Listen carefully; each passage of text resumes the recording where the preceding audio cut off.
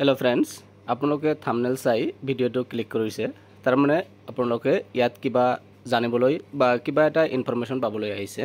তে আশা কৰো ভিডিওটো সম্পূৰ্ণ চোৱাৰ পিছত থাম্বনেলত যিখিনি কথা আপোনালোকে চাই আহিছে এইখিনি গুটিখিনি উত্তৰ পাব তাৰ আগতে আপোনালোকক প্ৰথমতে কৈ লৈছো যে এই ভিডিওটোত আসলতে আমি কোন কোন বিষয়টোৰ ওপৰত আলোচনা কৰিম আৰু আপোনালোকক জনাম যে কোনটো বিষয়ত কেনেকুৱা ধৰণৰ কন্ডিশন হৈ আছে প্ৰথমটো আপোনালোকৰ এক নম্বৰত চাব পাইছে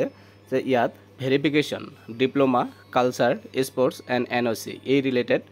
সেকেন্ড আছে আপোনাৰ পিজিটি সেকেন্ড লিষ্ট কেতিয়া ওলাব কি কেনেকুৱা ধৰণৰ ওলাব এইখিনি থাৰ্ড আছে জিটি ৰিজাল্ট কেতিয়া দিব তাৰ পিছত আছে 4 নম্বৰত আছে জিটি কাট অফ কিমান কমিব বা কিমান আহিব কি পৰ্যায় আছে ইয়াত কি সিস্টেম আছে যাৰ ফলত কাট অফটো বহুত কমি যাব আমি আপোনালোকৰ লগত আলোচনা কৰিম 5 নম্বৰত আছে জিটি সেকেন্ড লিষ্ট কেতিয়া ওলাব তাৰ পিছত বিটিআৰ ৰিজাল্ট কেতিয়া আছে বিটিআৰৰ ৰিজাল্টৰ কাৰণে গুড নিউজ এটা আছে 7 নম্বৰত আমি দিছো গুড নিউজ অৰ্থাৎ বিটিআৰৰ ৰিজাল্ট কিন্তু খুব শৰ্টলি ওলাই যাব এই গুটিখিনি আমি প্ৰথমৰ পৰা এটা এটাকৈ আলোচনা কৰো আপোনালোকে নিশ্চয় ভাল পাব আৰু যদি ভাল পায় তেনেহলে আমাৰ লগত থাকিব প্ৰথমত আহিছো নম্বৰ 1 ভেৰিফিকেশন অৰ্থাৎ আমি আমাৰ ইয়েস ইউ ক্যান ক্ৰেক চেনেলৰ মাধ্যমত যিবিলাক ক্যান্ডিডেটে পিজিটি বিভিন্ন ডিপাৰ্টমেন্টৰ পিজিটি সিলেকশন হৈছে আপোনালোকক কংগ্ৰেচুলেশন জনাইছো লগতে এই কথাখিনি আপোনালোকে মনত ৰাখিব যদি আপোনালোকে ফ্ৰেশ ক্যান্ডিডেট যদি আপোনালোকৰ কোনো ডিপ্লোমা কালচাৰ স্পোৰ্টস এনওসি দিবলগা নাই তেনেহলে আপোনালোকৰ কোনো প্ৰবলেম নাই আৰু যিবিলাক ক্যান্ডিডেটৰ হয়তো ডিপ্লোমা দিছে কিবা এটা মিডিয়ামত কৰিছে আন এটা মিডিয়ামত দিছে এই ডিপ্লোমা বা কালচাৰেল কোনো সাৰ্টিফিকেট আছে স্পোৰ্টসৰ সাৰ্টিফিকেট আছে বা আপুনি আগতেকৈ কোনো এটা জব এলপি বা ইউপি বা আদাৰ জব কৰি আছে তেনেহলে কিন্তু এপ্লিকেশন কৰাৰ সময়ত আপোনালোকৰ এনওসি বিচৰা নাছিল শিক্ষামন্ত্ৰী ডাঙৰীয়া কোৱা মতে কিন্তু ভেৰিফিকেশনৰ সময়ত কিন্তু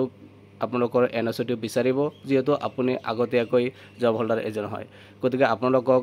আমি কম যে ভেৰিফিকেশনৰ এতিয়াও 3-4 দিন টাইম আছে আপোনালোকে এনওসিটো অতি সোনকালে ওলাই লওক আৰু যিবিলাক ক্যান্ডিডেটৰ ডিপ্লোমা আৰু কালচাৰ স্পোৰ্টসৰ যিখিনি সাৰ্টিফিকেট আপোনালোকে আপলোড কৰিছিল এই আপলোড কৰাখিনি আপোনালোকে লগত লৈ যাব আপোনালোকৰ এটো বিচাৰিব তাত এতিয়া আইছো সেকেন্ড লিষ্ট সেকেন্ড নম্বৰ যেটো আছে পিজিটি সেকেন্ড লিষ্ট কেতিয়া ওলাব বা পিজিটি সেকেন্ড লিষ্ট বুলি আমি হেডলাইন ইয়াত লৈছো কাৰণ ইয়াত আপোনালোকে জানে যে আমাৰ এডভাৰটাইজমেন্ট যেটো আছে বা লাষ্ট ৰিসেন্টলি যিখিনি নোটিফিকেশন ওলাইছে ইয়াত কৈছে 1:1 মাতা হৈছে আৰু যদি পোষ্ট খালি থাকি যায় তেনেহলে কিন্তু 2 মোৰ লিষ্ট এনেকুৱা লিখা আছে অৰ্থাৎ সেকেন্ড লিষ্ট এটা ওলাব এটা কথা হল এই সেকেন্ড লিষ্টটো কিয় ওলাব এটা কথা হল এই ভেৰিফিকেশনটো এইখিনি যে হৈ যাব বহুতো ক্যান্ডিডেট এনেকুৱা ওলাব কিছুমানে প্ৰেজেন্ট নহব হয়তো বাহিৰত থাকে বা কিবা কাৰণত প্ৰেজেন্ট নহব পাৰে বা কিছুমানৰ ডিপ্লোমা এটো এটা মিডিয়ামৰ পৰা আন এটা মিডিয়ামত গৈছে এনেকুৱা প্ৰবলেম হ'ব পাৰে আশা কৰো কোনোবাৰ যাতে এনে নহয় কিন্তু এনেকুৱা কিন্তু হোৱাৰ চান্স আছে দুই এটা তাৰ পিছত কালচাৰৰ যিখিনি সাৰ্টিফিকেট এইখিনি বহুতৰে কিন্তু ফেক আছে এইখিনি কিন্তু ওলাব তাৰ পিছত স্পোৰ্টস যিখিনি আছে স্পোৰ্টস আপোনাৰ ইনস্ট্ৰাকশন যেটো আছে ষ্টেটক ৰিপ্ৰেজেন্ট কৰিব লাগিব এনেকুৱা কিন্তু স্পোৰ্টস কালচাৰেল সাৰ্টিফিকেট এনওসি ইয়াৰ পাই যাব আপোনালোকে যিখিনি জব হোল্ডাৰ আছে এইখিনি আৰু ইয়াৰ পৰা যিখিনি পোষ্ট যদি এটা দুটা কিবা খালি হয় যিকোনো ডিপাৰ্টমেন্টৰ পৰা হ'ব পাৰে তেনেহলে কিন্তু পিজিটি সেকেন্ড লিষ্ট এটা ওলাব পোষ্ট খালি হৈ যাব আৰু ইয়াৰ পৰা সেকেন্ড লিষ্ট এটা ওলাব এটা কথা হল এই সেকেন্ড লিষ্টটো কেতিয়া ওলাব সেকেন্ড লিষ্টটো ওলোৱাৰ কথাটো হল অফিচিয়ালি যদিও জনোৱা নাই এতিয়ালৈকে কিন্তু এই সেকেন্ড লিষ্টটো ভেৰিফিকেশন কমপ্লিট হৈ যোৱাৰ পিছত জিটি ৰিজাল্ট দিব জিটি ৰিজাল্ট দিয়াৰ পিছত জিটি ভেৰিফিকেশন হৈ যাব তাৰ পিছত এটা ফাইনাল লিষ্ট ওলাব তেতিয়া কিন্তু সেকেন্ড লিষ্ট এটা ওলাব ফাইনাল লিষ্টৰ আগতে এটা সেকেন্ড লিষ্ট ওলাব তাৰ পিছতহে ফাইনাল লিষ্ট ওলাব আপোনালোকে মনত ৰাখিব জিটি পিজিটি ভেৰিফিকেশন হৈ যোৱাৰ পিছত আপোনাৰ জিটি ৰিজাল্ট দিব আৰু জিটি ৰিজাল্ট দিয়াৰ পিছত জিটি ৰিজাল্ট কেতিয়া দিব এটো আপোনালোকক জনাম জিটি ৰিজাল্ট দিয়াৰ পিছত জিটি ভেৰিফিকেশন হ'ব তাৰ পিছত এটা লিষ্ট ওলাব সেকেন্ড লিষ্ট তাৰ পিছতহে আপোনাৰ ফাইনাল লিষ্ট ওলাব ফাইনাল লিষ্ট ওলোৱাৰ আগতে কিন্তু সেকেন্ড লিষ্টটো ওলাই যাব এতিয়া আইছো 3 নম্বৰত জিটি ৰিজাল্ট অৰ্থাৎ জিটি ৰিজাল্ট কেতিয়া দিব এতিয়া আপোনালোকে নিশ্চয় জানে আৰু দেখাই পাইছে পিজিটি ৰিজাল্টটো হৈ গল আৰু পিজিটি 5 তাৰিখ আৰু 6 তাৰিখত ভেৰিফিকেশন দিছে 6টা জনত ভেৰিফিকেশন হৈ আছে অৰ্থাৎ হ'ব আৰু 5-6 তাৰিখ যিহেতু ভেৰিফিকেশ্যন হ'ব ইয়াৰ মাজত GT ৰিজাল্ট দিয়াৰ সম্ভাৱনা নাই 7 তাৰিখত ঈদ আছে ঈদ উল ফিতৰ ঈদ উল আজহা এটো আছে তাৰপিছত 8 তাৰিখত সানডে আছে 9 তাৰিখত আপোনাৰ যেটো PGD ইয়াৰ ৰিলেটেড বা GT ৰিলেটেড এটা নোটিফিকেশ্যন বা 9 তাৰিখ 10 তাৰিখৰ ভিতৰত GT নোটিফিকেশ্যন অহাৰ পূৰ্ণ সম্ভাৱনা এটা আছে তাৰ পিছত আপোনালোকৰ GT যিখিনি ৰিজাল্ট এই ৰিজাল্টটো সম্ভৱত আপোনাৰ 12 পৰা 13 তাৰিখৰ ভিতৰত ডিক্লেয়াৰ হোৱাৰ পূৰ্ণ এটা চান্স আছে এখিনি আপোনালোকে মনত ৰাখিব খুব বেছি 15 তাৰিখলৈকে জুন মাহৰ 15 তাৰিখলৈকে যাব পাৰে ইয়াৰ আগতে কিন্তু জুন মাহৰ আগতে কিন্তু GT ৰিজাল্টটো ওলোৱাৰ পূৰ্ণ সম্ভাৱনা আছে এখিনি এতিয়া আইছো GT কাট অফ এতিয়া GT কাট অফ কিমান যাব এটো যদি বহুত ডাঙৰ এটা প্ৰশ্ন আপোনালোকৰ মাজত বহুতে মোক কমেন্ট কৰিছে আগতে এটা ভিডিও দিছিলো এই ভিডিওটোৰ মাধ্যমত কমেন্ট কৰিছে টেলিগ্ৰামত মেছেজ কৰিছে যে কাট অফ কিমান লৈকে যাব পাৰে এটা কথা হল ইয়াত বহুত কেটা কন্ডিশন আপোনালোকৰ লগত শেয়াৰ কৰিম যিবিলাক আপোনালোকে নিশ্চয় ভাল পাব আমি কৈ যাও আপোনালোকে শুনক যে GT কাট অফটো কিন্তু বহুত কমিব কাৰণ হল আপোনালোকে যদি চাই এবাৰ যে PGD যিখিনি ৰিজাল্ট হৈছে GT জেনাৰেল কাট অফ আমি কাট অফটো কেনেকৈ ওলাম এটো প্ৰতিটো পইণ্ট ইয়াত আলোচনা কৰা নহব কাৰণ হল GT সাধাৰণতে যিকোনো পৰীক্ষাৰ যেটো কাট অফ হয় এটো জেনাৰেল কাট অফটো হাইয়েস্ট হৈ যায় আপোনালোকে নিশ্চয় জানে আৰু জেনাৰেলৰ যিখিনি হ'ব ইয়াৰ তলতে থাকিব বাকি OBC SC ST STP STA যিমানখিনি আছে MOBC কোডে কিন্তু জেনাৰেলতকৈ কমে হৈ যায় এটো জেনাৰেল গতিকে জেনাৰেলটো যদি আমি বিচাৰো তেনেহলে বাকি বিলাক ইয়াতকৈ কমতে থাকিব এটা কথা হল GT কাট অফ কিমান যাব GT কাট অফ যদি আমি চাও তেনেহলে এজ কম্পেয়াৰ টু আমি যিমানখিনি ইনফৰমেশন পাইছো ক্যান্ডিডেটৰ পৰা আমাৰ ওচৰে পাজৰে বিভিন্ন ঠাইত কলৰ মাধ্যমত মেছেজৰ মাধ্যমতে হওক কনফাৰেন্সৰ মাধ্যমতে জিনেকুৱা ইনফৰমেশন আমি পাইছো as compare to PGT GT এক্সামটো ম্যাক্সিমাম ক্যান্ডিডেটৰ কিন্তু বেয়া হৈছে এটো কথা মনত ৰাখিব PG এক্সাম যেনেকুৱা হৈছিল তাতকৈ ম্যাক্সিমাম ক্যান্ডিডেটৰ কিন্তু GT এক্সামটো অলপ হলেও বেয়া হৈছে আৰু এতিয়া এটো হল GTৰ লগত যদি আমি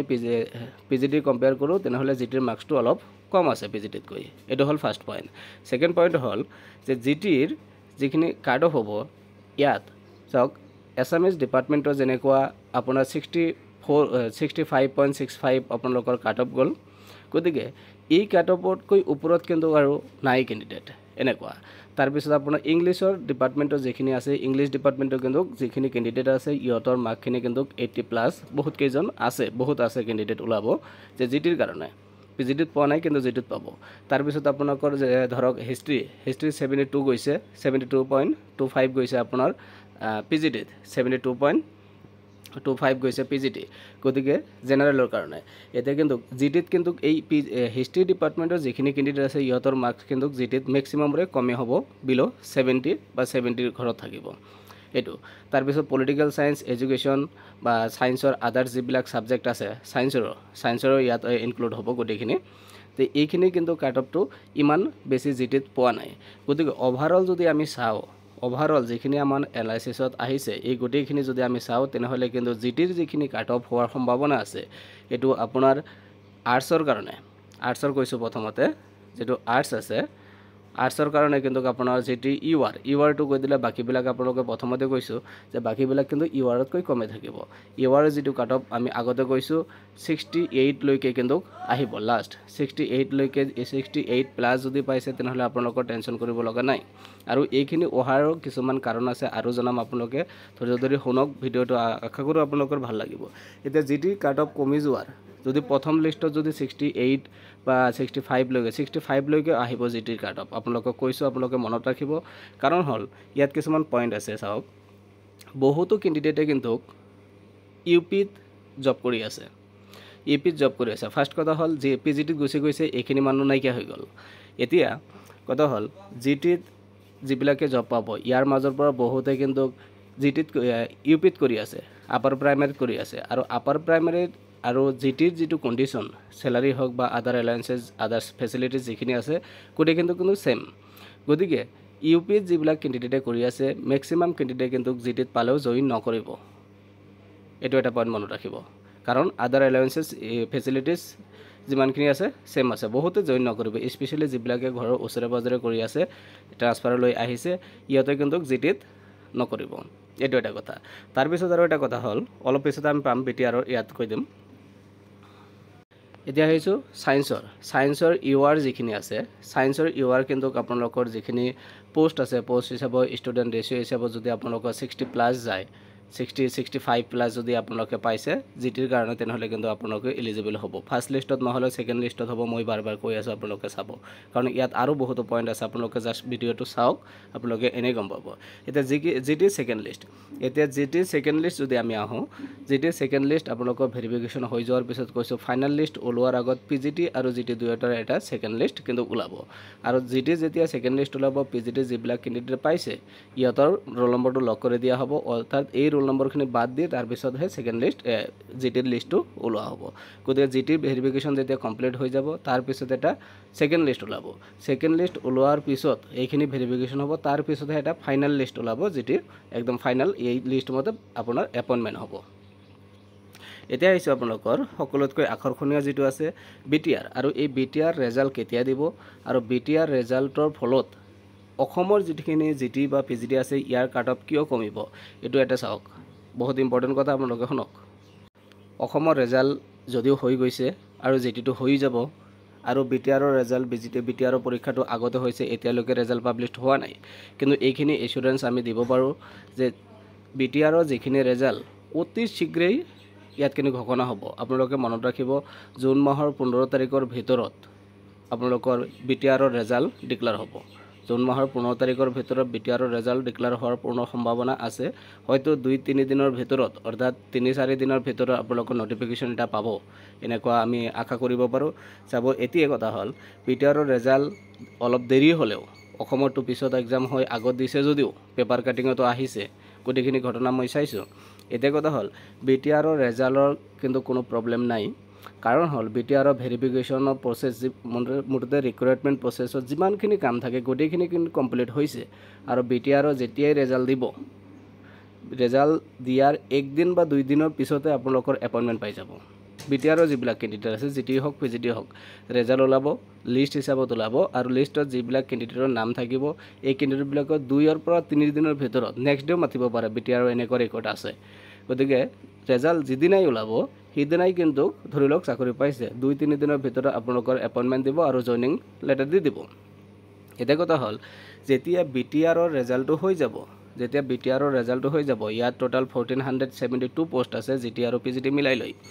আৰু যেতিয়া এই 1472 পোষ্টৰ মানুহখিনি এই বিটিআৰত আহি পাব অৰ্থাৎ পাই যাব